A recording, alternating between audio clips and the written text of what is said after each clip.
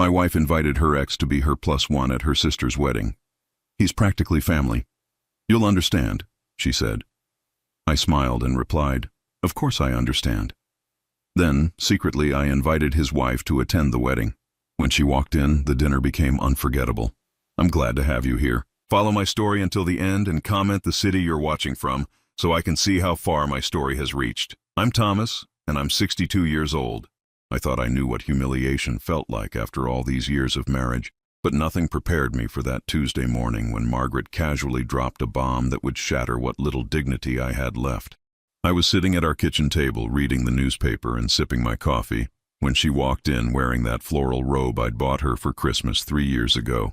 She poured herself a cup of coffee with that deliberate slowness she always used when she was about to say something she knew would hurt me. Thomas, I need to tell you something about Sarah's wedding next month, she said, not even looking at me as she stirred sugar into her cup. Sarah was Margaret's younger sister, the one who'd always treated me like I was some sort of temporary fixture in Margaret's life. The wedding was supposed to be a big affair. 200 guests at the country club where Margaret's family had been members for generations. What about it? I asked, though something in her tone already made my stomach tighten. Margaret finally looked at me, and I saw that familiar expression, the one she wore when she was about to justify something she knew was wrong. Well, you know how they're allowing +1s for the family members? I nodded, wondering where this was heading. I've decided to invite David. The newspaper crinkled in my hands as my grip tightened. David, her ex-husband, the man she'd been married to for 8 years before she met me, the man whose name still made her eyes light up in ways mine never did. David, I managed to keep my voice steady, though my heart was already pounding. As your +1, he's practically family, Thomas. Sarah adores him, and he was so hurt when we divorced. This would mean a lot to him. She took a sip of her coffee as if she'd just mentioned the weather. You'll understand. Those 3 words, you'll understand, hit me like a physical blow. Not, I hope you'll understand, or please try to understand. Just a flat statement that I would accept this humiliation because that's what I always did. I stared at her. This woman I'd been married to for 15 years. This woman I'd supported through her mother's death, her job losses, her countless mood swings and cruel comments. She was 61 years old, with graying blonde hair that she had colored every 6 weeks, and hands that had grown soft from never having to work hard, because I'd always taken care of everything. Margaret, I said slowly, you want to take your ex-husband to your sister's wedding instead of me, your actual husband? She waved her hand dismissively. Don't be dramatic. It's not instead of you. You'll be there too, of course. You can sit with my cousin Patricia and her husband. The sting of that casual dismissal made my chest tight. I'd be relegated to sitting with the distant relatives while she paraded around with David, the love of her life who got away. What will people think? I asked, hating how weak my voice sounded. People will think I'm a mature woman who can maintain friendships with people from my past. Her tone was getting sharper now, the way it always did when I questioned her decisions. Besides, David and I have history. We understand each other in ways that... She trailed off, but the implication hung in the air like smoke. In ways that you and I never will, she might as well have said. I looked down at my coffee, watching the cream swirl in patterns that reminded me of everything spinning out of control. This wasn't the first time Margaret had made me feel like I was just a placeholder in her life. There was the time she forgot our anniversary, but remembered David's birthday. The time she kept his photo in her jewelry box, for sentimental reasons. The countless times she'd mentioned something funny David used to say, or how David would have handled a situation differently. But this was different. This was public humiliation on a scale I'd never experienced. Margaret, we're married, I said quietly. Married people go to weddings together. She let out a little laugh that made my skin crawl. Thomas, you're being possessive. It's not attractive at my age, and it's certainly not attractive at yours. There it was, another little cut, another reminder that I was older, less desirable, less everything than David. I was 62 to David's 58. I had gray hair and a slight paunch from too many years of Margaret's cooking and too few years of feeling motivated to take care of myself. David, from what I remembered, had stayed fit and handsome, probably because he'd never been married to someone who made him feel worthless. Fine, I said, folding my newspaper with deliberate calm. You're right, I understand completely. Margaret blinked, clearly surprised by my easy acceptance. She'd been prepared for a fight, for the usual pattern where I'd protest and she'd wear me down with guilt and manipulation until I gave in. But I didn't have the energy for that dance anymore. Really? She asked, suspicion creeping into her voice. Really? I stood up, carrying my coffee cup to the sink. David is practically family. It makes perfect sense. I could feel her watching me as I rinsed the cup, probably trying to figure out if this was some sort of trap. But there was no trap. There was just a 62-year-old man who had finally hit rock bottom and found something hard to stand on. Well, good, she said eventually. I'm glad you're being reasonable about this. Reasonable. As if there was anything reasonable about a wife choosing another man over her husband. As if there was anything reasonable about 15 years of marriage being so easily dismissed. I left the kitchen without another word, climbing the stairs to my small home office where I kept my computer and the few things that were still purely mine. Margaret didn't follow. She never did when I retreated. She was probably relieved that the conversation had gone so smoothly. I sat at my desk and stared out the window at the maple tree we'd planted when we first moved into this house. 15 years ago, full of hope that this marriage would be different from her first one. What a fool I'd been. But as I sat there, something cold and calculating began to form in my mind. Margaret thought she could humiliate me publicly, and I'd just accept it with my usual defeated silence. She thought she could parade David around like a prize while I sat in the corner with the other discarded husbands. She was wrong. For the first time in years, I smiled a real smile.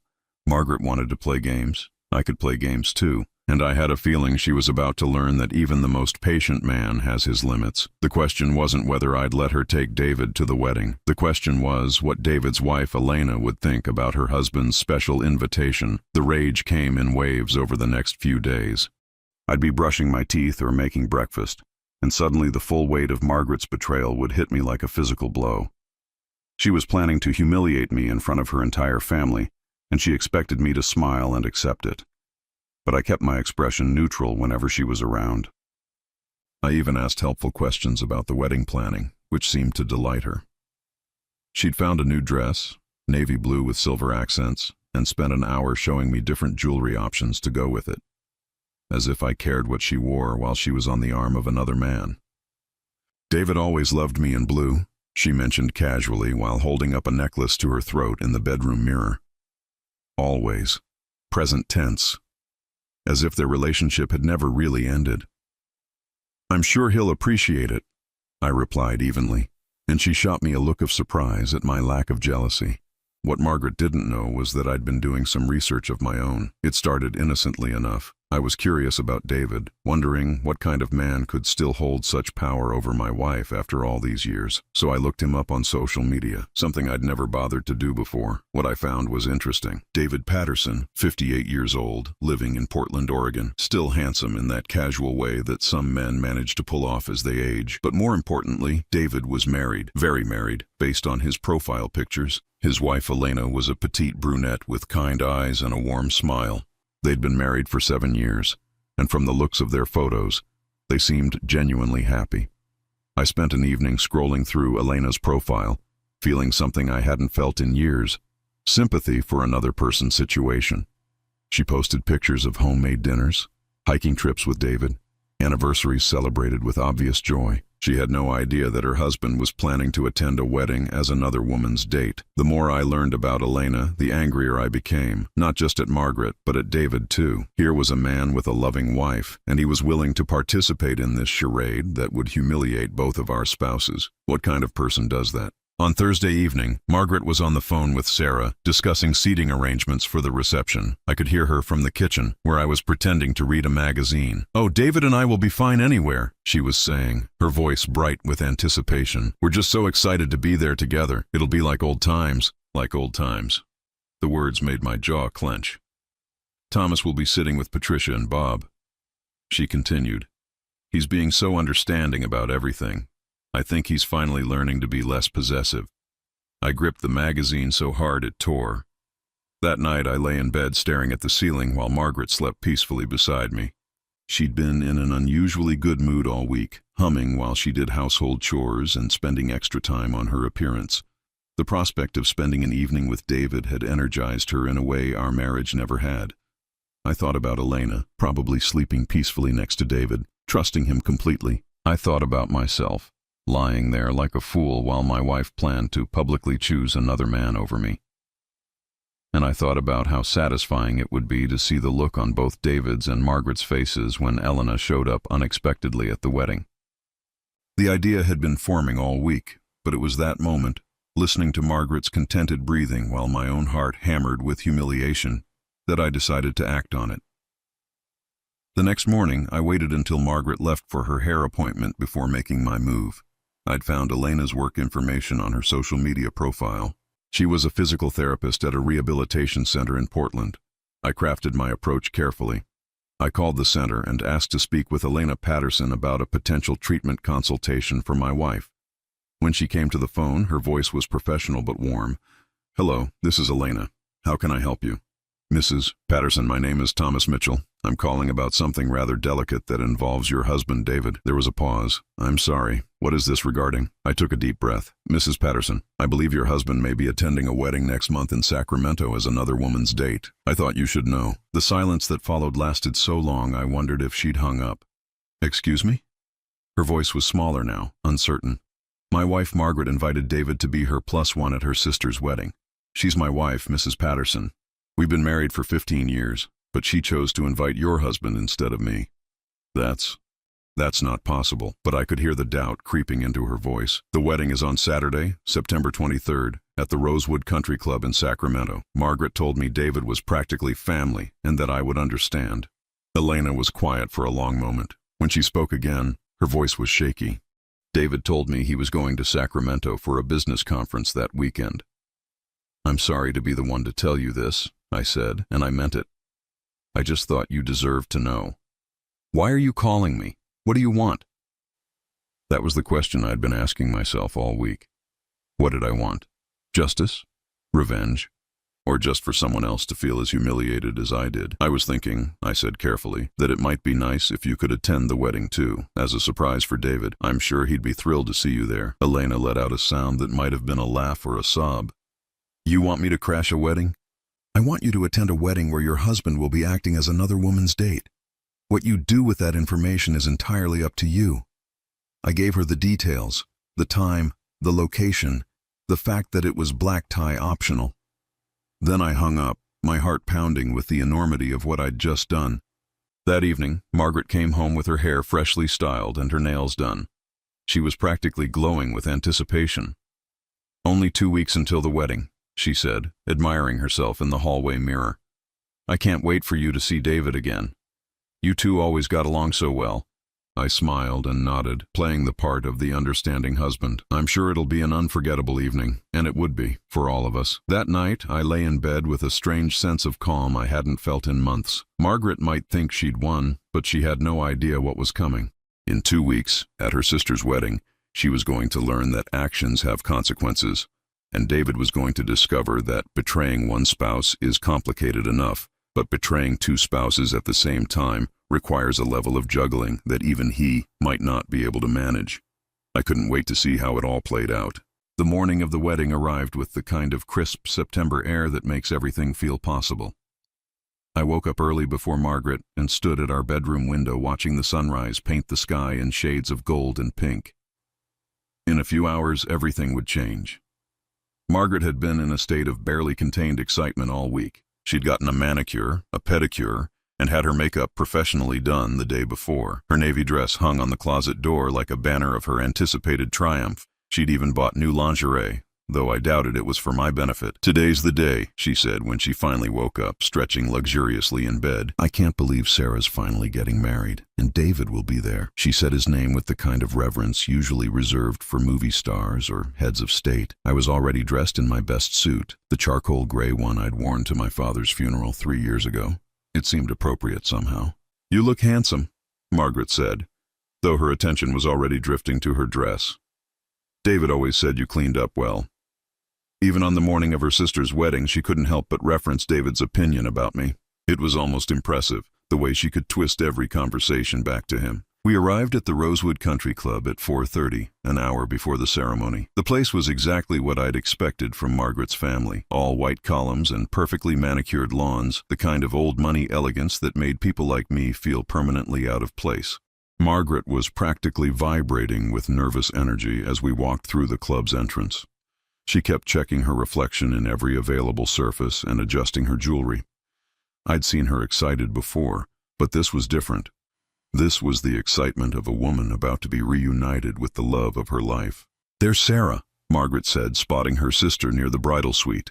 Sarah looked radiant in her wedding gown, surrounded by bridesmaids and family members fussing over last-minute details. We made our way over to offer congratulations, and I watched Margaret slip seamlessly into her role as the supportive older sister. She hugged Sarah, complimented her dress, and made all the appropriate comments about what a beautiful day it was, but I could see her eyes scanning the crowd, looking for David. "Where's your friend?" Sarah asked Margaret with a knowing smile. "David, right? I'm so excited to see him again." "He should be here any minute," Margaret replied, glancing at her watch. "You know how he is about being fashionably late." I excused myself to get a drink from the bar, partly because I needed something to steady my nerves, and partly because I wanted to position myself where I could see the entrance. If Elena was coming, I wanted to see her arrival. The bartender, a young man with perfectly slicked hair, poured me a whiskey neat. I was taking my first sip when I heard Margaret's delighted squeal from across the room. "David!" I turned to see him walking through the entrance, and I had to admit he looked good. Still tall and lean, with silver hair that somehow made him look distinguished rather than old. He was wearing a navy suit that probably cost more than my monthly salary, and he moved with the easy confidence of a man who'd never had to question his place in the world. Margaret practically floated across the room to greet him. I watched as he kissed her cheek, letting his hand linger on her waist in a way that made my jaw tighten. They looked natural together, comfortable in a way that Margaret and I never had. "Thomas!" David called out when he spotted me, walking over with Margaret's arm looped through his. "Good to see you again, buddy." Buddy, as if we were old friends rather than the man whose wife he was stealing for the evening.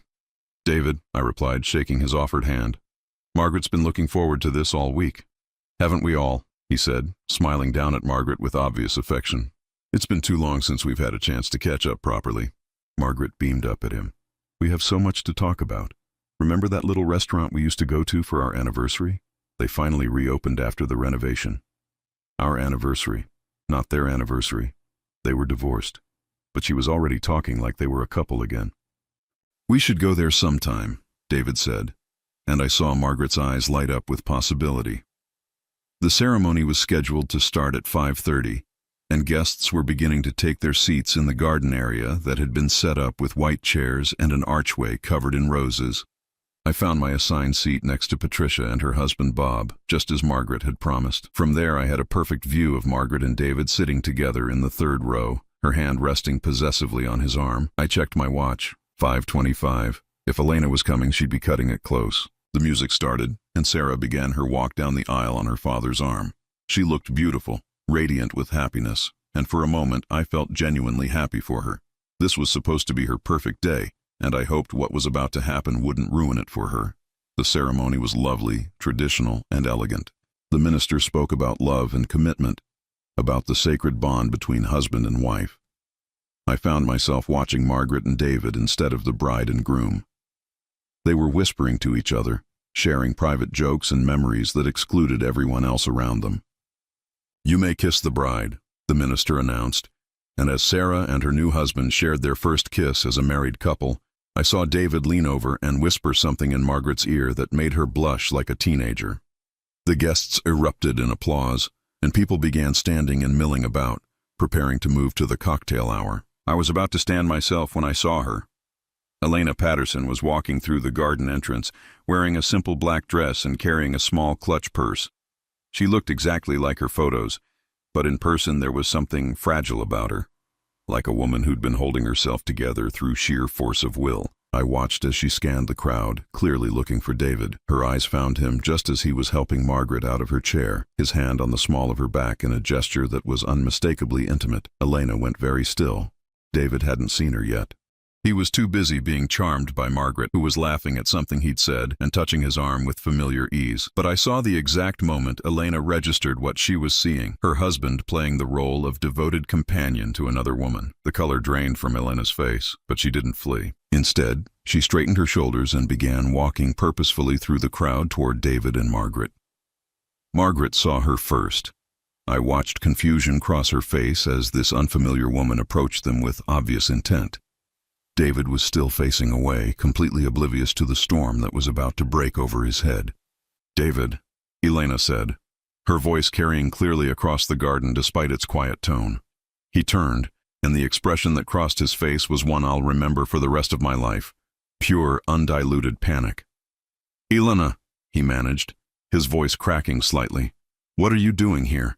I could ask you the same thing, she replied, her gaze moving between David and Margaret. You told me you were at a business conference. Margaret's confusion was giving way to dawning realization. You're married? She asked David, her voice rising slightly.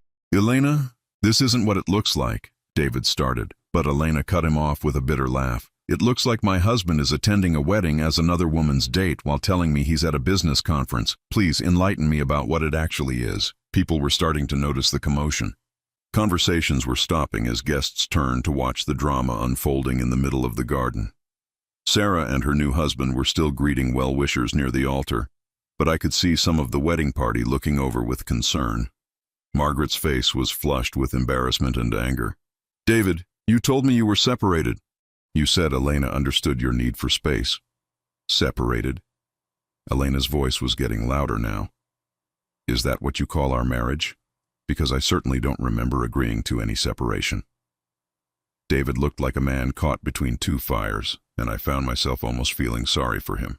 Almost. Ladies, please, he said, glancing around nervously at the growing audience. This is Sarah's wedding. We shouldn't make a scene. You should have thought of that before you decided to bring your mistress as your date. Elena shot back. Margaret gasped. Mistress? I am not his mistress. We have a history. We were married for 8 years. And I've been married to him for 7. Elena replied, which makes you the other woman.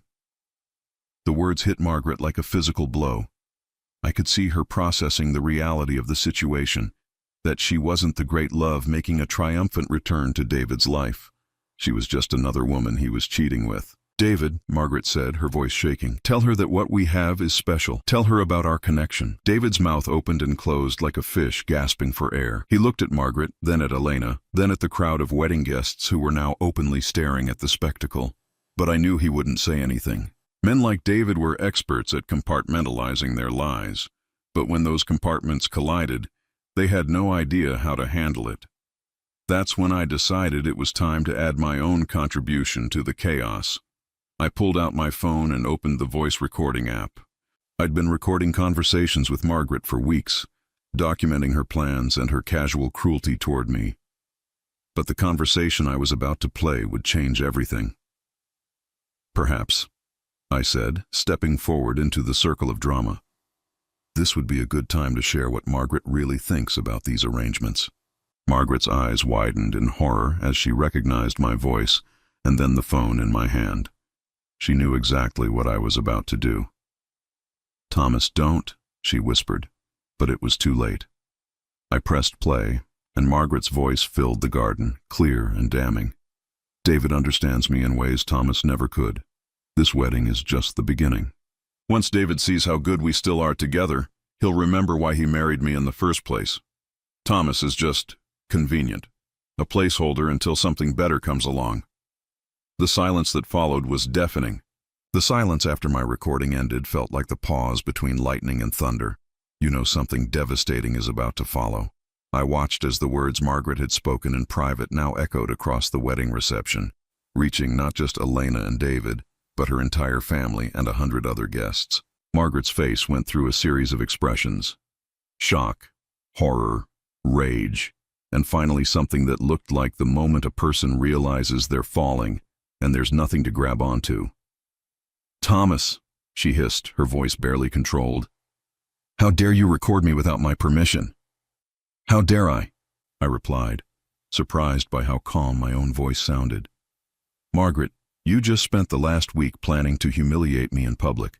I simply wanted to make sure everyone understood the full context of this situation. Elena was staring at Margaret with a mixture of disgust and pity. So you knew he was married? She said flatly. You knew, and you planned this anyway. It's not like that, Margaret started, but her voice lacked conviction. The recording had made it impossible to deny her intentions. David, meanwhile, looked like he wanted to disappear entirely. His face had gone pale, and he kept glancing toward the exit as if calculating how quickly he could escape. Elena, sweetheart, let me explain. Explain what? Elena cut him off. Explain how you told me you were at a business conference while you were actually planning to rekindle your relationship with your ex-wife. Explain how you've been lying to me for who knows how long. Patricia, my elderly table-mate, had made her way over to the group. Her face was set in the kind of stern expression that only a family matriarch could master. "Margaret Ann," she said, using Margaret's full name like she was a child who'd been caught stealing candy. "What in God's name do you think you're doing?" Margaret turned to face her aunt, and I could see her struggling to regain some measure of control. "Patricia, this is between David and me. You wouldn't understand." "I understand perfectly," Patricia interrupted. "I understand that you brought your ex-husband to your sister's wedding while your current husband sits alone at a table in the corner. I understand that you've been carrying on some sort of affair with a married man. And I understand that you just humiliated yourself, your family, and your sister on her wedding day." Margaret's mother, Helen, had appeared as well, her face flushed with embarrassment and anger. "Margaret, what is that man talking about? What recording?" Before Margaret could answer, David made his move. "Elena," he said urgently, grabbing his wife's arm. "We need to talk privately. This isn't the place." Elena jerked her arm away from him. "Don't touch me," she said, her voice like ice. "And don't tell me what we need to do. You've forfeited any right to make decisions about our relationship." "But honey," Elena's voice rose to a level that carried across the entire garden. "You call me honey while you're here with her? While you're planning your romantic reunion?" Margaret stepped forward, desperation creeping into her voice. "Elena, you have to understand. David and I have a connection that goes back decades. What you heard on that recording. Thomas is just jealous.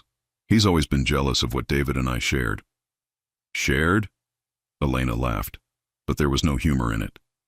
"What you shared was a marriage that ended in divorce. What David and I share is a current marriage, or at least it was until about 5 minutes ago." Sarah's new husband had finally noticed the commotion and was making his way over, looking concerned. "Is everything all right here? Margaret, is there some kind of problem?" Margaret turned to him with wild eyes. "Robert, this woman is making a scene at your wedding. David and I are here together as friends, and she's acting like a wife who just discovered her husband is cheating on her," Elena finished. "Because that's exactly what I am." Robert looked confused, glancing between David and Margaret. "I thought David was Margaret's guest. Margaret, didn't you say he was an old family friend?" "He is," Margaret insisted, but her voice was getting shriller. "We were married years ago, but we've remained close. There's nothing wrong with that." "There's nothing wrong with remaining friends with an ex," Patricia said coldly.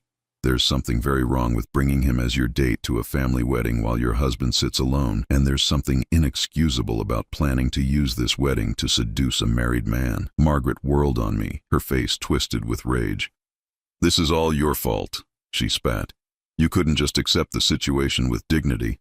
"You had to sabotage everything." "I didn't sabotage anything," I replied. "I simply invited Elena to attend the same event her husband was attending. If that caused problems, perhaps you should ask yourself why." Helen was shaking her head in disgust. "Margaret, how could you do this to Thomas? How could you do this to our family?" "Thomas doesn't care," Margaret said desperately. "He agreed to this. He said he understood." "Because you gave me no choice," I said quietly. "You told me I would understand, not asked if I would. You told me David was practically family and that I'd accept it. You never once considered how this would make me feel, or what it would do to our marriage." Elena was watching this exchange with growing anger. "So you both knew," she said to Margaret and David. "You both knew this would hurt your spouses, and you planned it anyway." David finally found his voice. "Elena, it wasn't supposed to be like this. Margaret and I. We just wanted to spend some time together, to see if there was still something there." The admission hit like a bomb. Margaret's face lit up with vindication. Finally, David was acknowledging their connection, but Elena's expression went beyond anger into something colder and more final. "To see if there was still something there," Elena repeated slowly, "while married to other people." "You don't understand," Margaret said to Elena, her voice taking on a pleading tone. "David and I, we never really got closure. Our divorce wasn't because we stopped loving each other. It was because of circumstances." "Stop," Elena said flatly. "Just stop talking. I don't want to hear about your great love story. I want to know how long this has been going on." David and Margaret exchanged a look that lasted just a second too long, and I saw Elena catch it. "How long?" she repeated, her voice dangerous. "Elena," David started. "How long have you been in contact with her?" David's silence was answer enough. Elena nodded slowly as if confirming something she'd suspected for a while. "I see," she said. So this wasn't just about one wedding. This has been an ongoing affair. It's not an affair, Margaret protested. We're not. We haven't. What would you call it then? Elena asked. When a married man maintains a secret relationship with his ex-wife and lies to his current wife about it. Sarah appeared at Robert's side, still in her wedding dress, looking distressed. What's going on? Why is everyone shouting? The sight of the bride seemed to deflate some of the anger in the group. This was supposed to be her perfect day, and we were turning it into a Jerry Springer episode. I'm sorry, Sarah, I said, meaning it. This got out of hand. Margaret grabbed the opportunity to redirect blame. Yes, it did get out of hand. Thomas decided to make a private family matter into a public spectacle. Private family matter? Elena's voice was incredulous. You brought my husband to a wedding as your date. In what universe is that private? Helen stepped forward, her face stern. Margaret, I think you need to leave. Take David and go work this out somewhere else. This is Sarah's day. I'm not going anywhere, Margaret said defiantly. David and I were invited to this wedding. We have every right to be here. Actually, I said, pulling out my phone again, there's something else you all should know. Margaret's eyes widened in terror. Thomas, no, please. But I was past the point of mercy. I scrolled to another recording, one I'd made just 3 days ago when Margaret thought I was napping on the couch. This is Margaret talking to David on the phone, I announced to the group. Then I pressed play. Margaret's voice filled the air again. After the wedding, we can tell them both. Elena will understand eventually. She's gotten 7 good years out of you, which is more than most wives get. And Thomas. Well, Thomas will be fine. He's used to disappointment by now. Besides, I'll let him keep the house if he doesn't make things difficult. The silence that followed was even more profound than before. Elena looked like she'd been slapped. David was staring at Margaret with something approaching horror. And Margaret. Margaret finally realized that her carefully constructed fantasy was crumbling around her.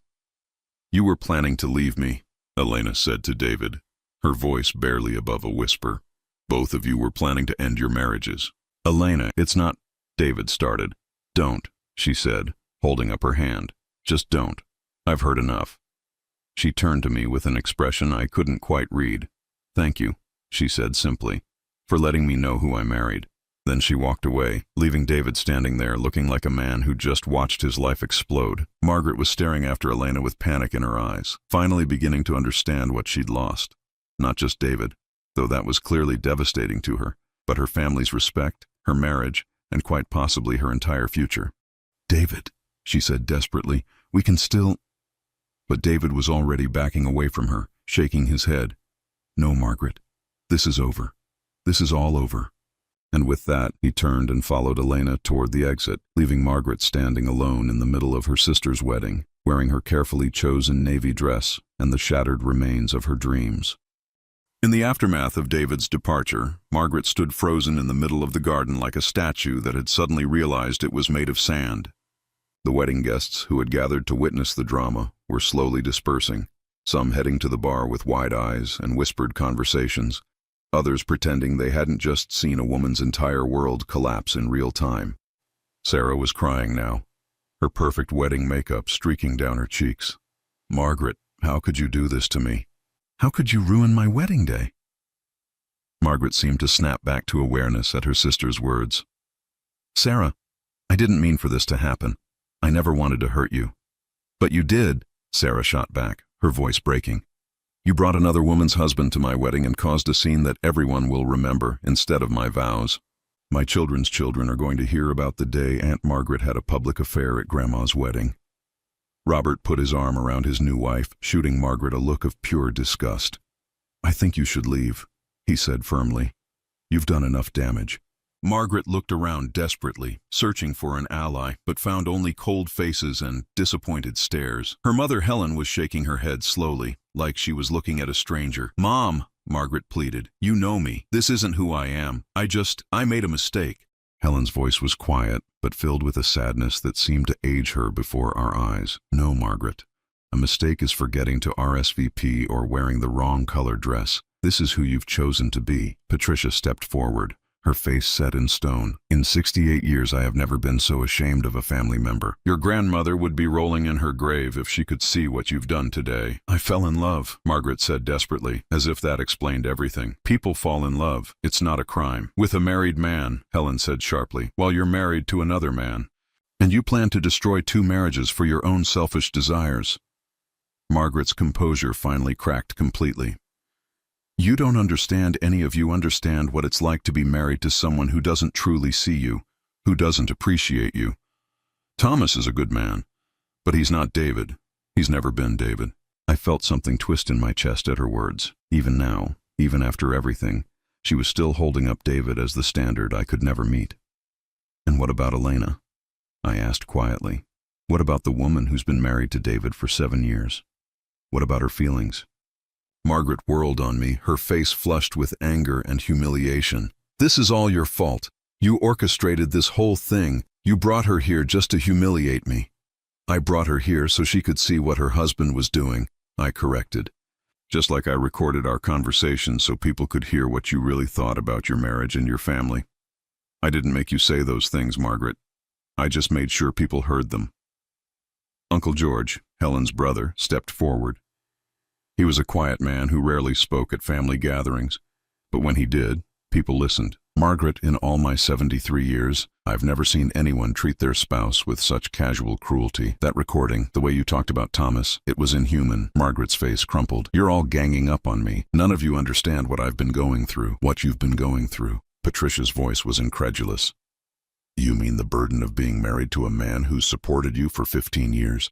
The terrible hardship of having a husband who's never raised his voice to you, never cheated on you, never given you anything but loyalty and respect?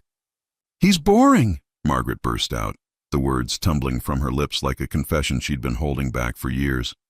He's safe and reliable and boring. David makes me feel alive in a way Thomas never has. The admission hung in the air like a slap. I'd known it, of course. I'd felt it in every interaction we'd had for years. But hearing her say it out loud, in front of our entire extended family, was like having a wound I'd been nursing in private suddenly exposed to daylight. Sarah looked at Margaret with something approaching horror. So you thought you'd fix your boredom by destroying 2 marriages at my wedding? It wasn't supposed to happen like this, Margaret said, her voice small and broken. David and I were going to be discreet. We were going to handle things properly. Properly? Helen's voice was sharp with disbelief. There is no proper way to have an affair, Margaret. It's not an affair if we're meant to be together, Margaret insisted, but even she seemed to realize how weak that sounded. David just walked away from you, I pointed out, in front of everyone. He chose his wife over you. How does that fit into your grand romantic narrative? Margaret's face went white. He was just shocked. He didn't expect Elena to show up. Once he has time to think. He ran, Patricia said bluntly. The moment things got difficult, he abandoned you, just like he's abandoning his wife. That's the man you threw away your marriage for. Margaret sank into one of the white wedding chairs, her carefully styled hair beginning to come undone, her perfect makeup smeared with tears. For the first time since I'd known her, she looked her age. More than her age. She looked like a woman who'd bet everything on a fantasy and lost. I need to find David, she said suddenly, standing up and looking around wildly. I need to explain to him that this wasn't my fault, that Thomas sabotaged everything. Margaret, stop, Helen said firmly. Just stop. Look around you. Look at what you've done to this family, to your sister's wedding, to your marriage. David is gone. He made his choice. But he loves me, Margaret said, her voice breaking. He told me he loves me. Men like David tell a lot of women they love them, George said quietly. It doesn't mean anything when they're willing to lie to their wives to do it. Patricia nodded grimly. A man who'll cheat with you will cheat on you, Margaret. That's been true since the beginning of time. Margaret looked at me then, really looked at me, and I saw something in her eyes I'd never seen before. The dawning realization that she'd made a terrible mistake. Thomas, she said, her voice barely above a whisper, we can fix this. We can go home and pretend this never happened. I'll call David and tell him it's over. I stared at this woman I'd been married to for 15 years, this woman who had just publicly humiliated me and planned to leave me for another man, and I felt nothing. Not anger, not sadness, not even pity. Just a vast, empty calm. No, I said simply. What do you mean, no? I mean, no, we can't fix this. No, we can't pretend it never happened. And no, I don't want you to call David and tell him anything. This marriage is over, Margaret. Her face went through a series of emotions: disbelief, anger, panic, and finally a kind of desperate bargaining. You can't mean that. We've been together for 15 years. I made a mistake, but people make mistakes. We can go to counseling. We can work through this. You didn't make a mistake, I said, my voice steady and calm. You made a choice. You chose David over me. You chose to humiliate me in public. You chose to plan the end of our marriage without even telling me. Those weren't mistakes, Margaret. They were decisions. But I choose you now, she said desperately. David's gone, so I choose you. The words hit me like a physical blow. Not because they hurt, but because they revealed the depth of her selfishness so completely. Even now, even in her apology, she was making it clear that I was her second choice. Her consolation prize. That's the problem, I said quietly. You're only choosing me because David didn't choose you, and I'm done being anyone's second choice. Margaret looked around the group of family members, searching for someone who would take her side, who would tell me I was being unreasonable, but she found only silence and disappointed faces. You're all going to regret this, she said finally, her voice taking on a bitter edge. When David comes back to me, when he realizes what he's lost, you're all going to feel very foolish. Margaret, Sarah said sadly, David isn't coming back, and even if he did, look what you've lost in trying to get him. Look what you've destroyed. Margaret gathered her purse and what remained of her dignity, shooting me one last look that was equal parts hatred and desperation.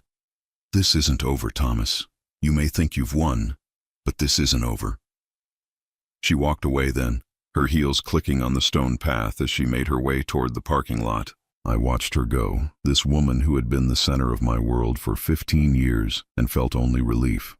Patricia put her hand on my arm. You did the right thing, Thomas. It took courage to expose the truth, and it's taking even more courage to walk away. Helen nodded, tears in her eyes. I'm so sorry, Thomas. I'm sorry for what she did to you, and I'm sorry for what she's put this family through. She's still your daughter, I said gently. Don't lose her completely because of this. She's lost herself, Helen replied sadly. We'll always love her, but we can't enable her anymore. What she did today, it showed us who she really is. Sarah wiped her eyes and looked around at the scattered wedding guests. I should probably try to salvage what's left of my reception. Your marriage is what matters, I told her, not the party. And your marriage is beautiful, Sarah. Don't let what happened here take that away from you. She squeezed my hand gratefully, then went to find Robert and begin the process of turning their wedding day back into a celebration. I stood there for a moment longer, watching the sun set over the country club gardens, and realized that for the first time in years, I wasn't dreading going home. Because I wasn't going home to Margaret anymore. I was just going home. 3 months after the wedding, I was sitting in my lawyer's office signing the final divorce papers when my phone buzzed with a text from an unknown number. I almost ignored it, but something made me look. Thomas, this is Elena Patterson. I hope you don't mind me reaching out. I got your number from the phone records when I was going through David's things. I wanted to thank you for what you did at the wedding. It saved me from wasting any more years on a lie. I stared at the message for a long moment, then typed back, How are you doing? Her response came quickly. Better than I expected. Angry, but better. How are you? Free, I typed, and realized it was the truest thing I'd written in years. The divorce had been surprisingly straightforward. Margaret had tried to fight it at first, claiming temporary insanity and demanding half of everything I'd worked for over the past 15 years. But when her lawyer heard the recordings and learned about the planned affair, even he advised her to take what I was offering and walk away quietly. She'd moved in with her mother temporarily, which had lasted exactly 3 weeks before Helen told her she needed to find her own place. Margaret had rented a small apartment across town, and according to Sarah, she was working as a receptionist at a dental office. The woman who'd once looked down on me for being boring was now answering phones and scheduling appointments for $8 an hour. David, I'd learned through mutual acquaintances, had fared even worse. Elena had filed for divorce immediately and taken him for everything she could legally claim. His business had suffered when word got around about his behavior. Apparently, cheating on your wife didn't inspire confidence in your professional integrity. Last I'd heard, he was living in a studio apartment and driving for a rideshare company to make ends meet. I felt no satisfaction in their downfall. I hadn't orchestrated their destruction. I'd simply revealed the truth they'd been hiding. What happened after that was the natural consequence of their own choices. My phone buzzed again. Elena. Would you like to get coffee sometime? I know this might sound strange, but I feel like you're the only person who truly understands what I went through. I considered the invitation. Elena seemed like a genuinely kind person who'd been hurt by the same selfishness that had nearly destroyed me. But I wasn't ready for any kind of relationship, even a friendship born from shared trauma. I'd like that, I typed back, but can we wait a few months? I'm still figuring out who I am without Margaret. Of course. Take all the time you need. The offer stands whenever you're ready. I set my phone down and looked around my new apartment. It was smaller than the house Margaret and I had shared, but it was mine. Every piece of furniture, every book on the shelves, every picture on the walls, it all reflected my taste, my interests, my life. For the first time in 15 years, I was living for myself. The apartment was in a nice complex with a pool and a gym, amenities I'd never bothered with when I was married. Now I swam laps every morning before work, something that helped clear my head and strengthen my body. I'd lost 20 pounds since the divorce, not from stress, but from finally taking care of myself. Work had become more enjoyable too. As an accountant for a mid-sized firm, I'd always been competent, but never particularly ambitious. Margaret had always made me feel like my job was boring, like I should be doing something more exciting, more prestigious. Now I realized I actually enjoyed the precision and logic of numbers, the satisfaction of helping small businesses organize their finances and plan for growth. My boss had even hinted at a promotion, saying my work had become noticeably sharper and more creative over the past few months. Apparently, not having someone constantly undermining your confidence makes you better at your job. Who would have thought? I'd also reconnected with old friends that Margaret had gradually pushed out of our lives. Jim from college, who she'd said was too loud and crude for dinner parties. Mike from my old neighborhood, who she'd claimed was beneath us socially. These men welcomed me back with open arms, and I realized how much I'd missed having people in my life who actually enjoyed my company. We'd started a poker game that met every Thursday night, rotating between apartments. It was nothing fancy, $5 buy-in, cheap beer, and conversations that ranged from sports to politics to the peculiarities of middle-aged dating. Margaret would have hated everything about it, which made me love it even more. Last Thursday, Jim had asked me if I was seeing anyone yet. Not interested. I'd told him honestly, I'm still learning how to be single. Good for you, Mike had said, dealing the next hand. Take your time. The right woman will appreciate a man who knows who he is. I'd thought about that comment a lot since then. For 15 years I'd been whoever Margaret needed me to be. The steady provider, the reliable husband, the man who didn't complain when he was taken for granted. I'd lost track of who Thomas actually was underneath all those roles. Slowly, I was figuring it out. I liked jazz music, which Margaret had always said was pretentious. I enjoyed cooking, something she'd never let me do because she insisted on controlling the kitchen. I was actually pretty funny when I wasn't constantly worried about saying the wrong thing and setting off one of her moods. I'd even started dating, though nothing serious. A few dinners with women I'd met through work or friends, a couple of coffee dates arranged through online apps. Nothing had developed into a relationship, but that was fine with me. I was enjoying the process of getting to know new people without the pressure of trying to make anyone happy but myself. The doorbell rang, interrupting my thoughts. I opened it to find a delivery man holding a large envelope. Thomas Mitchell? That's me. Certified letter.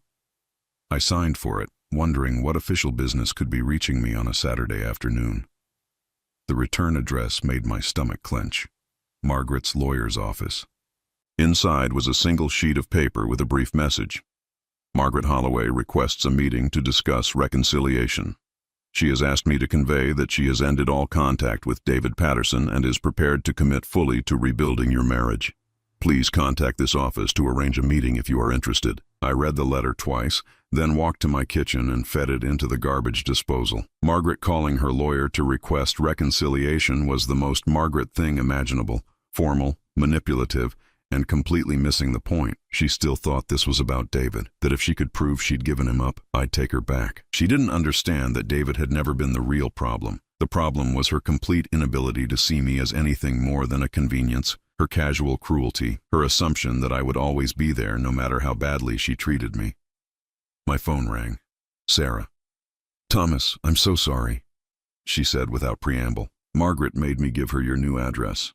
She said she needed to send you something important through her lawyer." "It's okay, Sarah. I got the letter." Are you going to meet with her?" I could hear the hope in Sarah's voice.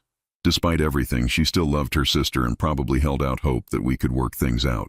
"No," I said gently. "That part of my life is over." Sarah was quiet for a moment. "She's not doing well, Thomas. She lost her job at the dental office because she kept calling in sick. Mom's worried about her." "I'm sorry to hear that," I said, and I meant it. "But Margaret's well-being isn't my responsibility anymore." "I know. I guess I hoped that maybe." "Sarah, would you want Robert to take you back if you cheated on him? If you publicly humiliated him and planned to leave him for another man?" "No," she admitted quietly. "I guess I wouldn't. Margaret made her choices. I'm making mine." After I hung up, I walked out onto my balcony with a cup of coffee and watched the sunset paint the sky in shades of orange and pink. The view from my apartment wasn't as nice as the one from the house I'd shared with Margaret, but it was mine. Every element of my life now was mine, chosen by me, for me, without having to consider anyone else's approval or disapproval. My phone buzzed one more time. This time, it was a text from my friend Jim. "Poker game moved to 7 tonight instead of 8. Mike's bringing his famous chili. You in?" I smiled and typed back, "Absolutely. I'll bring beer." Then I got dressed, grabbed my keys, and headed out to spend an evening with people who actually enjoyed my company. As I walked to my car, I realized something that would have seemed impossible 6 months ago. I was genuinely happy. Not the desperate, anxious happiness of someone trying to please an impossible partner, but the deep, quiet contentment of a man who was exactly where he belonged. Margaret had spent 15 years trying to change me into someone more exciting, more sophisticated, more like David.